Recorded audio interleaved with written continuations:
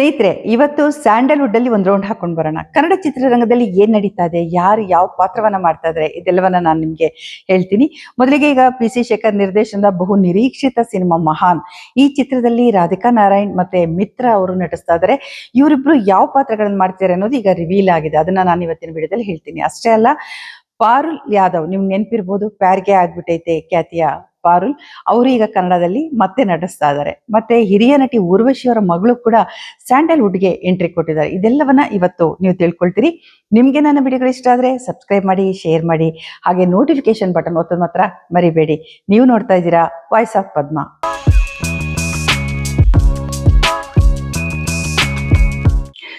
ನಮಸ್ಕಾರ, ನಾನು ಪದ್ಮ, ಶಿವಮೊಗ್ಗ. ಸ್ನೇಹಿತರೆ, ಸ್ಯಾಂಡಲ್ವುಡ್ ಅಲ್ಲಿ ಈಗ ಬಹಳ ನಿರೀಕ್ಷೆ ಹುಟ್ಟಾಕಿರುವಂತ ಕೆಲವು ಸಿನಿಮಾಗಳು ಅಂತ ಹೇಳ್ಬೋದು ಸದ್ಯದಲ್ಲೇ ರಿಲೀಸ್ಗೆ ರೆಡಿ ಆಗ್ತಾ ಇದೆ. ಆ ಸಿನಿಮಾಗಳಲ್ಲಿ ಒಂದು ಮಹಾನ್ ಚಿತ್ರ.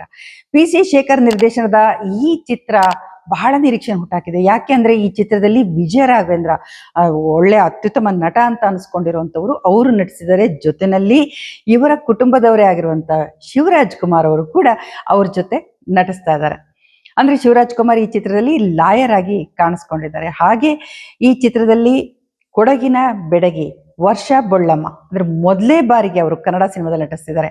ಇದಕ್ಕೆ ಮುಂಚೆ ಕೂಡ ಅವರು ಹಲವು ವರ್ಷಗಳಿಂದ ಚಿತ್ರರಂಗದಲ್ಲಿದ್ದಾರೆ. ಆದ್ರೆ ಸ್ಯಾಂಡಲ್ವುಡ್ ಅಲ್ಲಿ ಅವರು ಎಂಟ್ರಿ ಕೊಟ್ಟಿರಲಿಲ್ಲ. ಅವರು ದಕ್ಷಿಣ ಭಾರತದ ಬೇರೆ ಎಲ್ಲ ಭಾಷೆಗಳು ನಟಿಸಿದ್ದಾರೆ. ತಮಿಳು, ತೆಲುಗು, ಮಲಯಾಳಂ ಚಿತ್ರಗಳಲ್ಲಿ ನಟಿಸಿ ತುಂಬಾ ಜನಪ್ರಿಯತೆಯನ್ನು ಕೂಡ ಗಳಿಸಿದ್ದಾರೆ. ಉತ್ತಮ ನಟಿ. ಅವರು ಈ ಚಿತ್ರದಲ್ಲಿ ಒಬ್ಬ ಕೃಷಿ ಹೆಣ್ಮಗಳಾಗಿ ನಟಿಸ್ತಿದ್ದಾರೆ. ಅಂದ್ರೆ ನೋಡಿ, ನಮ್ಮ ರೈತ ಕೃಷಿ ಕ್ಷೇತ್ರದಲ್ಲಿ ಕೃಷಿ ಅಂದ ತಕ್ಷಣನೇ, ರೈತ ಅಂದ ತಕ್ಷಣನೇ ಪುರುಷ ನೆನಪಾಗ್ತಾನೆ.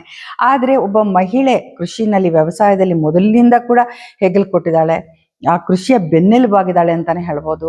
ತನ್ನನ್ನ ಕೃಷಿಯಲ್ಲಿ ತೊಡಗಿಸ್ಕೊಂಡಿದ್ದಾಳೆ. ದಿನಾ ನಮ್ಮ ಹಳ್ಳಿ ಹೆಣ್ಮಕ್ಳು ಮನೆಯಲ್ಲಿ ಮತ್ತೆ ಗದ್ದೆನಲ್ಲಿ, ಜಮೀನಲ್ಲಿ ಹೇಗೆ ದುಡಿತಿದ್ದಾರೆ ಅನ್ನೋದನ್ನ ನಾವು ನೋಡ್ತಾ ಬಂದಿದ್ದೀವಿ. ಆದ್ರೂ ಕೂಡ ಆಕೆನ ಎಲ್ಲೂ ಯಾರು ಗುರುಸಿಲ್ಲ ಅಂತಾನೆ ಹೇಳ್ಬೋದು.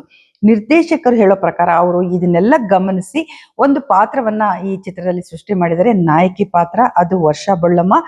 ಅವರು ಕೃಷಿನಲ್ಲಿ ಹೆಚ್ಚಿನ ಒಂದು ವಿದ್ಯಾಭ್ಯಾಸವನ್ನ ಪಡೆದು, ಉನ್ನತ ಶಿಕ್ಷಣವನ್ನ ಪಡೆದು ವೈಜ್ಞಾನಿಕವಾಗಿ ಹೇಗೆ ಕೃಷಿ ಮಾಡ್ಬೋದು ಅನ್ನೋದನ್ನ ಒಂದು ಹಳ್ಳಿನಲ್ಲಿ ರೈತರಿಗೆ ಹೇಳ್ಕೊಡ್ತಾರೆ. ಜೊತೆಯಲ್ಲಿ ತಾವೇ ಕೃಷಿಕಳಾಗಿ ಅವರು ವ್ಯವಸಾಯವನ್ನ ಮಾಡ್ತಾರೆ. ಇಂಥ ಒಂದು ಪಾತ್ರವನ್ನ ಅವರು ಆ ಚಿತ್ರದಲ್ಲಿ ಸೃಷ್ಟಿ ಮಾಡಿದ್ದಾರೆ. ಹಾಗೆ ಇನ್ನೆರಡು ಬಹಳ ಇಂಟ್ರೆಸ್ಟಿಂಗ್ ಆಗಿರುವಂತಹ ಪಾತ್ರಗಳು ಅಂತಂದ್ರೆ ರಾಧಿಕಾ ನಾರಾಯಣ್. ಎಲ್ರಿಗೂ ಕುತೂಹಲ ಇದೆ, ರಾಧಿಕಾ ನಾರಾಯಣ್ ಯಾವ ಪಾತ್ರದಲ್ಲಿ ನಟಿಸಿರ್ಬೋದು ಅಂತೇಳಿ.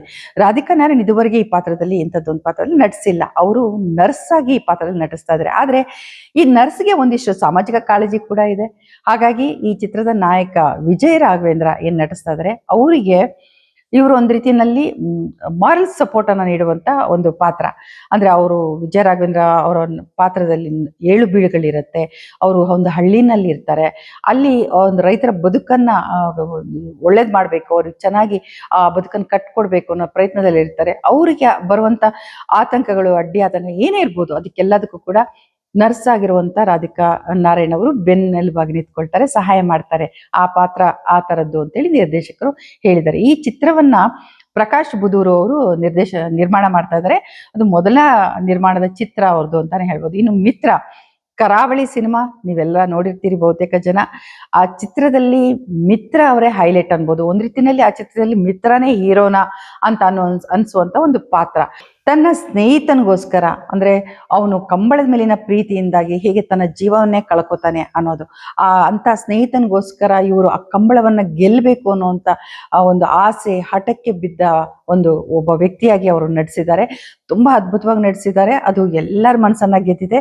ಬಹಳ ಮೆಚ್ಚುಗೆ ಅವರಿಗೆ ವ್ಯಕ್ತ ಆಗಿದೆ ಚಿತ್ರರಂಗದಲ್ಲಿ. ಹಾಗಾಗಿ ಬೇಡಿಕೆನೂ ಹಾಗೆ ಬರ್ತಾ ಇದೆ. ಅವರು ಈಗಾಗ್ಲೇ ಮಹಾನ್ ಚಿತ್ರದಲ್ಲಿ ನಟಿಸಿದ್ದಾರೆ. ಈ ಚಿತ್ರದಲ್ಲಿ ಕೂಡ ಅವ್ರ ಪಾತ್ರ ತುಂಬಾ ವಿಭಿನ್ನವಾಗಿದೆ. ಯಾಕಂದ್ರೆ ಅವರು ಪಿ.ಸಿ. ಶೇಖರ್ ನಿರ್ದೇಶನದ ಚಿತ್ರದಲ್ಲಿ ಇದು 2ನೇ ಬಾರಿ ನಟಿಸ್ತಾ ಇರೋದು. ಮೊದಲನೇ ಸಾರಿ ಅವರು ನಟಿಸಿದಾಗ ರಾಗ ಅನ್ನುವಂಥ ಚಿತ್ರದಲ್ಲಿ ನಾಯಕನಾಗಿ ನಟಿಸಿದ್ರು.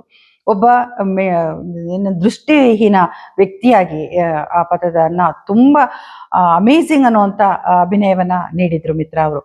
ಈಗ ಈ ಮಹಾನ್ ಚಿತ್ರದಲ್ಲಿ ಕೂಡ ಅವ್ರಿಗೆ ವಿಶೇಷವಾದಂತ ಪಾತ್ರ ಪ್ರಾರಂಭದಿಂದ ಕೊನೆಯವರೆಗೂ ಇರುತ್ತೆ. ಅದು ನಾಯಕನ ಸೋದರ ಮಾವನ ಪಾತ್ರದಲ್ಲಿ ಅವರು ನಟಿಸ್ತಾ ಇದ್ದಾರೆ. ಅಂದ್ರೆ ನಾಯಕಂಗೂ ಇವ್ರಿಗೂ ಬಹಳ ವಯಸ್ಸಲ್ಲಿ ಅಂತರ ಇದ್ರು ಕೂಡ ಅವರು ಅದೆಲ್ಲವನ್ನ ಮೀರಿ ನಾಯಕನಿಗೆ ಒಂದು ರಕ್ಷಣಾ ಕವಚ ಆಗಿ ನಿಂತ್ಕೋತಾರೆ ಅಂತ ಹೇಳ್ಬೋದು ಮಿತ್ರ. ಆ ರೀತಿಯ ಒಂದು ಪಾತ್ರ ಹೇಗಿರುತ್ತೆ ನಾವು ನೋಡೋ ಕುತೂಹಲ ಎಲ್ಲರಿಗೂ ಖಂಡಿತ ಆಗುತ್ತೆ. ನನಗೂ ಕೂಡ ಕುತೂಹಲ ಇದೆ ನೋಡ್ಬೇಕು ಆ ಸಿನಿಮಾವನ್ನ ಅಂತೇಳಿ. ಸ್ನೇಹಿತರೆ, ಹೀಗೆ ಈ ಚಿತ್ರದಲ್ಲಿ ಇನ್ನೂ ಬಹಳ ಪ್ರಮುಖವಾದಂಥ ಪಾತ್ರಗಳಿದೆ. ಅದನ್ನು ಮುಂದಿನ ದಿನಗಳಲ್ಲಿ ಅವರು ಚಿತ್ರತಂಡ ರಿವೀಲ್ ಮಾಡಿದ ಹಾಗೆ ನಾನು ನಿಮಗೆ ಮಾಹಿತಿಯನ್ನ ನೀಡ್ತಾ ಹೋಗ್ತೀನಿ. ಇನ್ನು ಈಗ ಕನ್ನಡ ಸಿನಿಮಾದಲ್ಲಿ ಮತ್ತು ಪಾರುಲ್ ಯಾದವ್ ಅವರು ಹೊಸ ಸಿನಿಮಾದಲ್ಲಿ ನಟಿಸ್ತಾ ಇದ್ದಾರೆ. ಪ್ಯಾರ್ಗೆ ಆಗ್ಬಿಟ್ಟೈತೆ ಅನ್ನುವಂಥ ಹಾಡು ಸೂಪರ್ ಹಿಟ್ ಆಯ್ತು. ಗೋವಿಂದಾಯ ನಮಃ ಚಿತ್ರದ ಗೀತೆ ಅದು. ಅದರಲ್ಲಿ ಕೋಮಲ್ ಅವರು ಪ್ರಮುಖ ಪಾತ್ರದಲ್ಲಿ ನಟಿಸಿದ್ರು. ಪ್ಯಾರ್ಗೆ ಆಗ್ಬಿಟ್ಟೈತೆ ಹಾಡೊಂದರಿಂದಲೇ ಖ್ಯಾತಿ ಗಳಿಸಿದಂತ ಪಾರುಲ್ ಯಾದವ್ ಅದಾದ್ಮೇಲೆ ಬಚ್ಚನ್ ಮತ್ತೆ ಕಿಲ್ಲಿಂಗ್ ವೀರಪ್ಪನ್ 2 ಈ ಹಲವು ಸಿನಿಮಾಗಳಲ್ಲಿ ಹೀಗೆ ನಟಿಸ್ತಾ ಬಂದಿದ್ರು. ಅದಾದ್ಮೇಲೆ ಅವರು ಬಟರ್ಫ್ಲೈ ಅನ್ನುವಂಥ ಸಿನಿಮಾ, ಅದು ಹಿಂದಿಯ ಕ್ವೀನ್ ಅನ್ನೋ ಸಿನಿಮಾದ ರಿಮೇಕ್ ದಕ್ಷಿಣ ಭಾರತದ ಎಲ್ಲಾ ಭಾಷೆಗಳಲ್ಲಿ ಮಾಡ್ಬೇಕು ಅಂತ ಮುಂದಾಗಿದ್ರು. ಹಾಗೆ ಒಂದೊಂದು ಭಾಷೆಯಲ್ಲಿ ಕೂಡ ಆ ಜನಪ್ರಿಯತೆ ಗಳಿಸಿರುವಂತ ನಟಿಯರನ್ನ ಹಾಕೊಂಡು ಆ ಸಿನಿಮಾವನ್ನ ಮಾಡೋದಿಕ್ಕೆ ನಿರ್ಮಾಪಕರು ಮುಂದಾಗಿದ್ರು. ಹಾಗೇನೆ ಕನ್ನಡದಿಂದ ಬಟರ್ಫ್ಲೈ ಅನ್ನೋ ಚಿತ್ರದಲ್ಲಿ ಪಾರುಲ್ ಯಾದವ್ ಕ್ವೀನ್ ಚಿತ್ರದಲ್ಲಿ ಕಂಗನಾ ರಣಾವತ್ ಮಾಡಿದಂತ ಒಂದು ಪಾತ್ರವನ್ನ ಮಾಡಿದ್ರು. ಶೂಟಿಂಗ್ ಕೂಡ ಆಗಿತ್ತು. ಅದಾದ್ಮೇಲೆ ಅರ್ಧಕ್ಕೆ ಅದು ನಿಂತೋಯ್ತು, ಇದುವರೆಗೆ ರಿಲೀಸ್ ಆಗಿಲ್ಲ. ಈಗ ಇವರು ಕನ್ನಡದಲ್ಲಿ ಮತ್ತೆ ನಡ್ಸೋದಿಕ್ಕೆ ಮುಂದಾಗಿದ್ದಾರೆ. ಹಾಗೆ ಈ ಚಿತ್ರದಲ್ಲಿ ಕಾರ್ತಿಕ್ ಮಹೇಶ್ ನಿಮ್ಗೆಲ್ಲ ಗೊತ್ತಿರ್ಬೋದು, ಬಿಗ್ ಬಾಸ್ ನಲ್ಲಿ ವಿಜೇತರಾಗಿ ಹೆಸರು ಮಾಡಿದಂಥವ್ರು, ಅವರು ನಾಯಕರಾಗಿ ನಟಿಸ್ತಿದ್ದಾರೆ. ಪನ್ನಗಭರಣ ಈ ಸಿನಿಮಾವನ್ನ ನಿರ್ದೇಶನ ಮಾಡ್ತಿದ್ದಾರೆ. ಪನ್ನಗಭರಣ ಈಗಾಗಲೇ 3-4 ಸಿನಿಮಾಗಳನ್ನ ನಿರ್ದೇಶನ ಮಾಡಿದ್ದಾರೆ.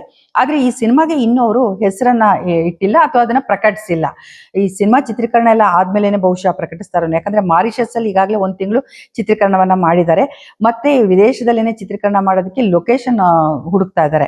ಹಾಗಾಗಿ ಈ ಸಿನಿಮಾ ಬಹಳಷ್ಟು ಕುತೂಹಲ ಹುಟ್ಟಿಸಿದೆ ಅಂತ ಹೇಳ್ಬೋದು. ಮತ್ತೆ ಈ ಚಿತ್ರದಲ್ಲಿ ನಟಿ ಶ್ರುತಿ ಹರಿಹರನ್ ಕೂಡ ನಟಿಸಿದ್ದಾರೆ. ಪ್ರಮುಖವಾದಂತ ಪಾತ್ರದಲ್ಲಿ ಅವರು ಕಾಣಿಸ್ಕೊಂಡಿದ್ದಾರೆ. ಆದ್ರೆ ಇದುವರೆಗೆ ಒಂದು ಕಾಮಿಡಿ ಸಿನಿಮಾ ಅಂತ ಹೇಳಿರೋದ್ ಬಿಟ್ರೆ ಬೇರೆ ಯಾವ ಮಾಹಿತಿಯನ್ನು ಕೂಡ ನಿರ್ದೇಶಕರು ಹೊರಗೆ ಬಿಟ್ಟಿಲ್ಲ. ಸ್ನೇಹಿತರೆ, ಇನ್ನ ಹಿರಿಯ ನಟಿ ಊರ್ವಶಿ ಅವರು ನಟಿಸಿದ ಕೊನೆಯ ಕನ್ನಡ ಚಿತ್ರ ರಾಮ ಶ್ಯಾಮ ಭಾಮ. ಈ ಸೂಪರ್ ಹಿಟ್ ಆದಂತ ಸಿನಿಮಾ ಇದು. ಅದರಲ್ಲಿ ಹಿರಿಯ ನಟಿ ಶ್ರುತಿ ಮತ್ತೆ ರಮೇಶ್ ಅರವಿಂದ್, ಅಷ್ಟೆಲ್ಲ ಕಮಲ ಹಾಸನ್ ನಟಿಸಿದ್ರು. ಇವರು ಕಮಲ ಹಾಸನ್ಗೆ ಜೋಡಿಯಾಗಿ ನಟಿಸಿದ್ರು.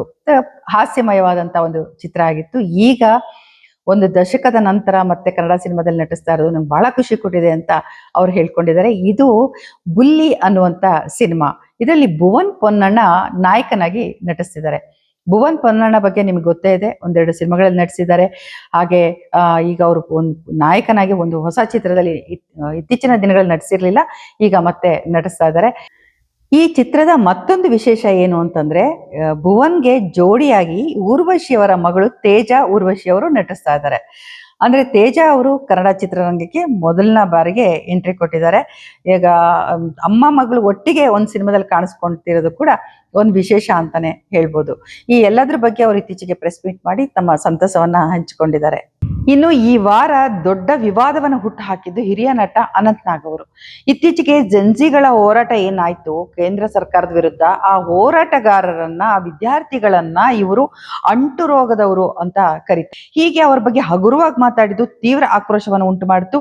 ಸಾಮಾಜಿಕ ಜಾಲತಾಣದಲ್ಲಿ ತೀವ್ರವಾದ ಆಕ್ರೋಶವನ್ನ ಕೋಪವನ್ನ ಅವ್ರು ಎದುರಿಸ್ಬೇಕಾಗಿತ್ತು. ಎಲ್ಲರೂ ಅಭಿಮಾನಿಗಳಿಸ್ಕೊಂಡವರು ಕೂಡ ನಿಮ್ಮ ನಟನೆಯನ್ನ ನಾವು ಮೆಚ್ಕೊಳ್ತೀವಿ, ನೀವು ಬಹಳ ಒಳ್ಳೆಯ ನಟ ಅನ್ನೋ ಗೌರವ ಇದೆ, ಆದ್ರೆ ನೀವು ಆಡಿರುವಂತ ಮಾತುಗಳು ತುಂಬಾ ಅಕ್ಷಮ್ಯ ಅನ್ನೋಂತ ಅಭಿಪ್ರಾಯವನ್ನ ವ್ಯಕ್ತಪಡಿಸಿದ್ದಾರೆ. ಹಾಗೆ ಮುಂದುವರೆದು ಅನಂತ್ ನಾಗ್ ಅವರು ಇನ್ನೊಂದು ಮಾತನ್ನ ಹೇಳಿದ್ದಾರೆ. ಪ್ರಧಾನಿಯವರು ನರೇಂದ್ರ ಮೋದಿ ಅವರು ಎಂತ ದೊಡ್ಡ ಜ್ಞಾನಿಗಳು ಅಂತ ಹೇಳ್ತಾರೆ.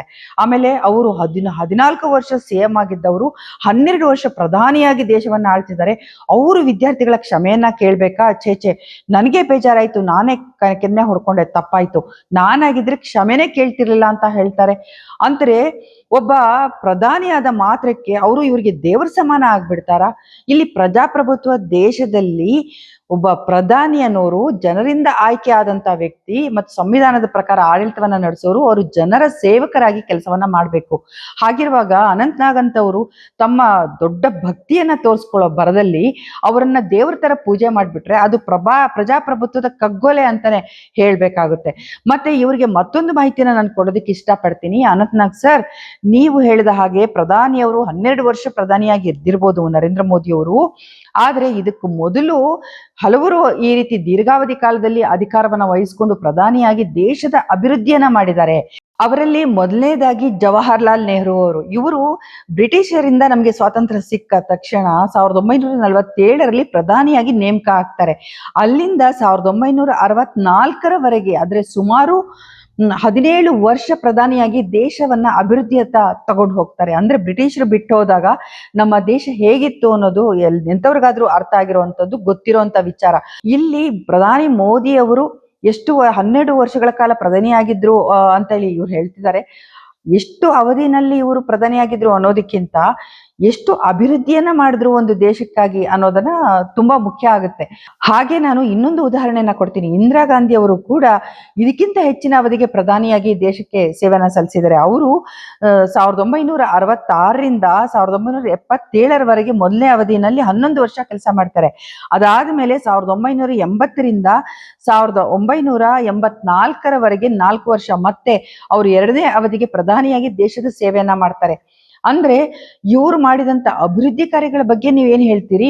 ಇದನ್ನ ಅನಂತನಾಗ್ ಅವರು ಅರ್ಥ ಮಾಡ್ಕೋಬೇಕು. ಹಿರಿಯರಾಗಿ ಮತ್ತು ಇಷ್ಟೆಲ್ಲ ಅವರು ರಾಜಕೀಯದಲ್ಲಿ ಮೊದಲು ಕೂಡ ಇದ್ರು, ನಿಮ್ಗೆ ಗೊತ್ತಿದೆಯೋ ಇಲ್ಲ, ಒಂದ್ಸರಿ MLA ಆಗಿದ್ರು, ಮತ್ತೆ MLC ಕೂಡ ಆಗಿದ್ರು. ಈ ಹಿಂದೆ ಮುಂದೆ ಏನೂ ಗೊತ್ತಿಲ್ಲದೆ ಈ ರೀತಿಯಲ್ಲಿ ಮಾತನಾಡೋದಿದೆಯಲ್ಲ, ಅದು ನಿಜವಾಗ್ಲೂ ಕೂಡ ಒಂದ್ ರೀತಿಯಲ್ಲಿ ಅವರ ಅಜ್ಞಾನವನ್ನ ತೋರಿಸುತ್ತೆ ಅಂತಾನೆ ಹೇಳ್ಬಹುದು. ಏನೇ ಇರಲಿ, ಸಾಮಾಜಿಕ ಜಾಲತಾಣದಲ್ಲಂತೂ ಅನಂತನಾಗ್ ಅವರ ಈ ಹೇಳಿಕೆ ವಿರುದ್ಧ ಅವರ ಅಭಿಮಾನಿಗಳೇ ತಿರುಗಿ ಬಿದ್ದಿದ್ದಾರೆ. ಅವರು ಹಿಗ್ಗಾಮುಗ್ಗ ತರಾಟೆಗೆ ತಗೊಂಡಿದ್ದಾರೆ ಅಂತಾನೆ ಹೇಳ್ಬೋದು. ಸ್ನೇಹಿತರೆ, ಇದುವರೆಗೆ ಸ್ಯಾಂಡಲ್ವುಡ್ ಅಲ್ಲಿ ಏನೇನು ನಡೀತು ಅನ್ನೋದ್ರ ಬಗ್ಗೆ ಸಾಕಷ್ಟು ಮಾಹಿತಿನ ನಿಮಗೆ ಕೊಟ್ಟಿದ್ದೀನಿ ಅಂತ ಅನ್ಕೊಳ್ತೀನಿ. ಮತ್ತಷ್ಟು ಇಂಟ್ರೆಸ್ಟಿಂಗ್ ಆಗಿರೋ ವಿಷಯಗಳೊಂದಿಗೆ ನಾನು ಬರ್ತೀನಿ. ನಿಮ್ಗೆ ನನ್ನ ವಿಡಿಯೋಗಳು ಇಷ್ಟ ಆದ್ರೆ ಸಬ್ಸ್ಕ್ರೈಬ್ ಮಾಡಿ, ಶೇರ್ ಮಾಡಿ. ನಿಮ್ಮ ಸಬ್ಸ್ಕ್ರಿಪ್ಷನ್ ನನ್ನ ಚಾನಲ್ ಮುಂದುವರಿಯೋದಕ್ಕೆ ಸಹಾಯಕ ಆಗುತ್ತೆ. ನಿಮ್ಮ ಸಹಾಯದ ನಿರೀಕ್ಷೆಯಲ್ಲಿ ನಾನಿದ್ದೀನಿ. ನಿಮ್ಗೆಲ್ರಿಗೂ ಒಳ್ಳೇದಾಗ್ಲಿ. ನಮಸ್ಕಾರ.